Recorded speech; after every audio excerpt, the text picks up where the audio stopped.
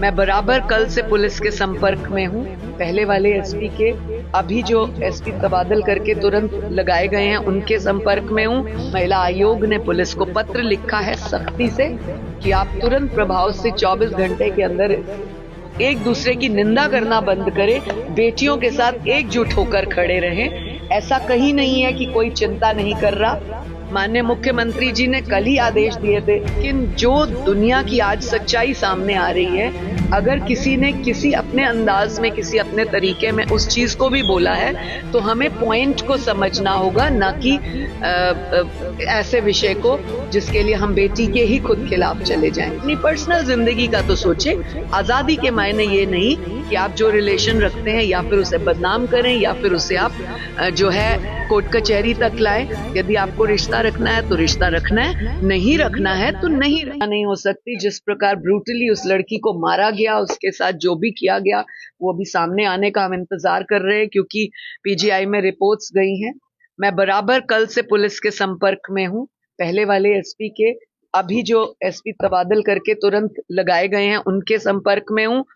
और जो मुझे पता लगा कि वहां के प्रिंसिपल, उस चौकीदार और उन सबको कस्टडी में लिया गया है, पूछताछ भी हुई, लेकिन जो एक्चुअल कल्प्रिट है, जिन्होंने इस घटिया घटना को अंजाम दिया है, वो लोग कब पकड़े जाएंगे, मैं पुलिस से यही जानना चाहती हूँ। महिला आयोग ने पुलिस को पत्र लिखा है सख्ती से कि आप तुरंत प्रभाव से 24 घंटे के अंदर इस मुद्दे को सॉल्व करें, क्योंकि ये बेटियों से जुड़ा हुआ मुद्दा है, अस्मत का मुद्दा है। और मैं आप चैनल्स के माध्यम से लोगों से निवेदन करना चाहती हूँ, कृपया करके जब बेटियों के साथ कोई इस तरह की घटना हो जाए, हम सब की बेटियां सांझी हैं, कृपया करके ये ट्रोलिंग खेलना बंद करें और एक दूसरे की निंदा करना बंद करें, बेटियों के साथ एकजुट होकर खड़े रहें। ऐसा कहीं नहीं है कि कोई चिंता नहीं कर रहा। माननीय मुख्यमंत्री जी ने कल ही आदेश दिए थे कुछ अधिकारियों को हटाने के, पुलिस का तबादला करने के लिए एसपी के, और महिला आयोग कल से परसों से ही लगा हुआ है। जब से इस घटना का पता लगा हम लोग सख्ती से लगे हुए हैं और मुझे लगता है हम बहुत जल्द उनको काल कोठरी में बंद करेंगे, सलाखों के पीछे ले आएंगे। आप भी जाएंगे मैम भिवानी? मैं बिल्कुल जाऊंगी भिवानी। मैं वेट कर रही हूँ एक्चुअल रिपोर्ट की, इसीलिए मैंने अभी तक कोई बयान नहीं दिया था। मैं उम्मीद है कि कल दोपहर तक या परसों सुबह मैं खुद उस परिवार को मिलने जाऊंगी। मेरी पूरी सहानुभूति उस परिवार के साथ है, लेकिन बेटियों को इज्जत करना सीखें, बेटियों के लिए मजाक बनाना ना सीखें, बस मैं इतना कहना चाहूंगी। महिला हो चाहे पुरुष हो, उनको लेकर अभी कथावाचकों का बयान आया और जिस पर काफी बवाल भी मचा, उस नजरिए को आप किस तरीके से देखिए, मैं इन शॉर्ट एक ही बात कहूंगी कि हमें जो भी बोलना है, जो भी हम करते हैं, हमें अपनी वाणी को संयमित रखना होगा।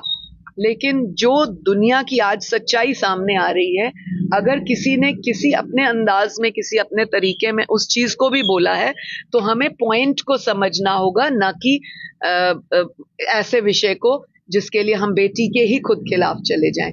हमें आज के दौर में जो अन्याय हो रहा है, पाप हो रहा है, 420 हो रही है, बेटियों के साथ जिस तरह से गुस्ताखियां हो रही हैं, हमें उन चीजों को भी बहुत समझना होगा। देखिए, अगर आप मुझसे पूछते हैं तो लिव इन रिलेशनशिप का कानून जरूर अप्रूव हुआ है, परंतु मैं स्वयं प्रैक्टिकली जब केसेस को देखती हूँ, महिला आयोग में भी पिछले 2-3 वर्षों में जो 6-7 हजार केसेस आए, उनमें 60% केसेस लिव इन के थे। और लिव इन वाले केसेस में कभी भी किसी ने सुकून नहीं पाया।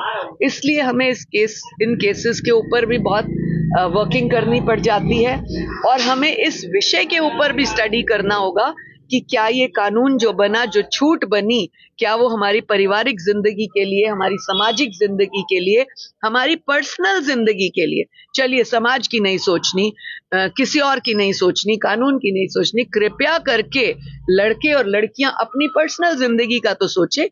आजादी के मायने ये नहीं कि आप जो रिलेशन रखते हैं या फिर उसे बदनाम करें या फिर उसे आप जो है कोर्ट कचहरी तक लाएं। यदि आपको रिश्ता रखना है तो रिश्ता रखना है, नहीं रखना है तो नहीं रखना है, इधर यस और नो।